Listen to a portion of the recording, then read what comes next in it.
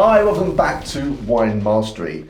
We are going to taste a Spanish Cabernet Sauvignon, and we're going to taste it now.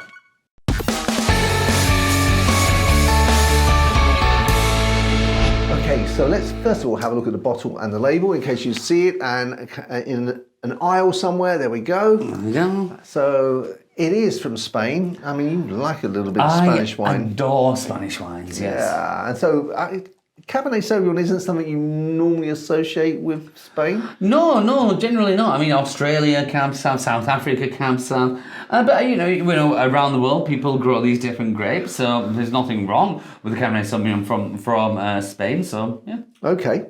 So, the price.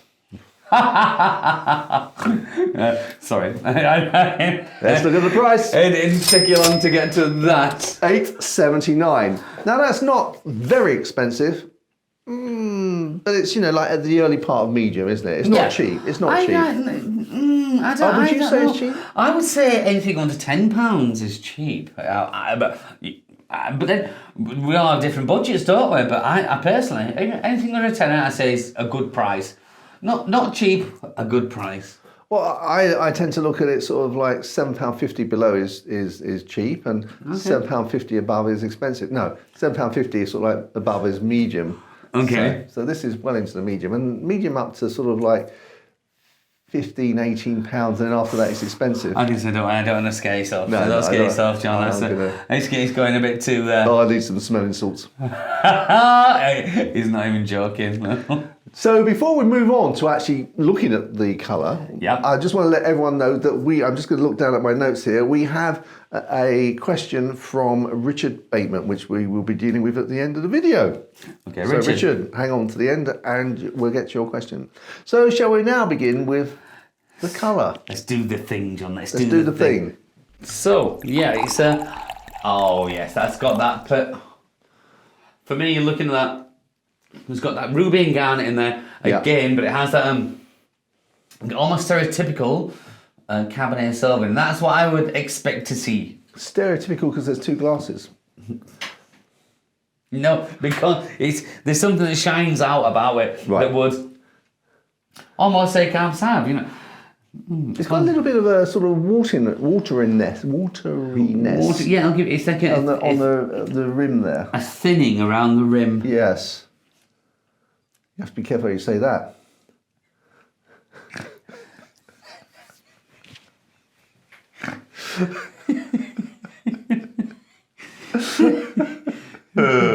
Don't leave that right there. There is a thing.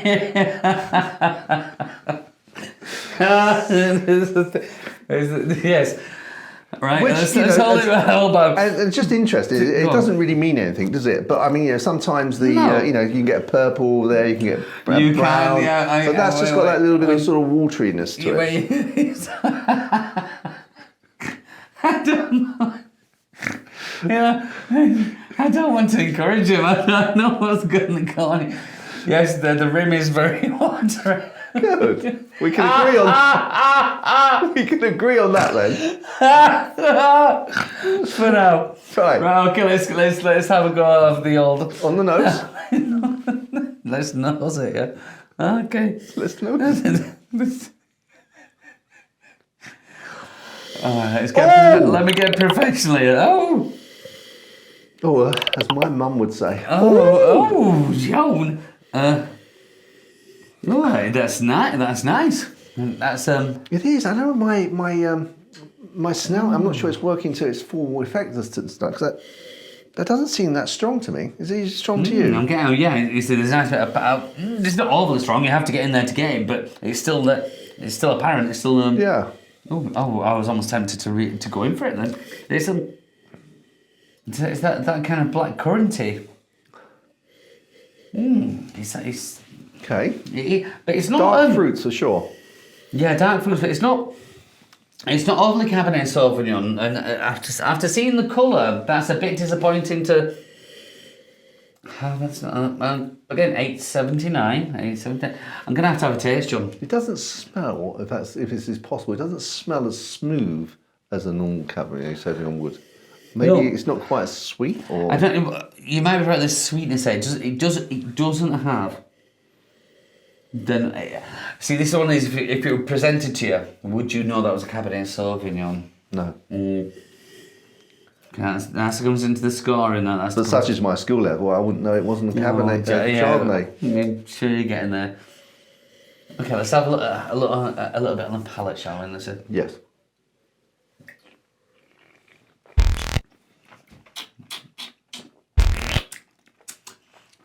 Ooh. I pulled it back a little. Go on. Yeah, I was going to say. I was thinking, oh, that's really pleasant. It's a little bit sweeter, a little bit smoother. Oh yeah, that's better than I thought. And then all of a sudden the tannins come in, yes, and just wipe it away. Yeah, I think that's the thing with this wine.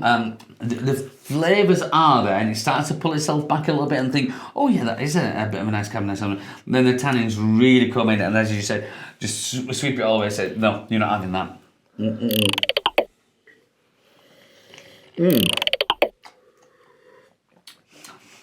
But coming back subjectively, is it a nice wine? Are we enjoying that? And in actual fact, let's bring it back from a Cabernet Sauvignon. As I said, we're drinking a nice red wine. I'm enjoying it up to the point that I swallow it. Then the tannins is it? Yeah. Yeah, I get it. But tasting that, half a glass of that would be enough for me. Then I'd get bored those times because even as we're tasting more and more, every taste I have, the tannins are becoming more and more stringent and more in your face. It's like, that's the biggest thing in there. Yeah, it's like when we have a wine that we're really enjoying, you think, oh, I want to have another. And I'm not really bothered about getting back into this.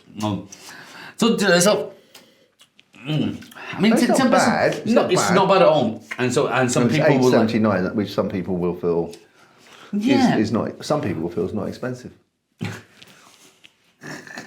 Some people, but some people have got to remember as well, like tannins, like that dry age. I personally am one of my best friends loves the tannin. The drier, the better. I just can't.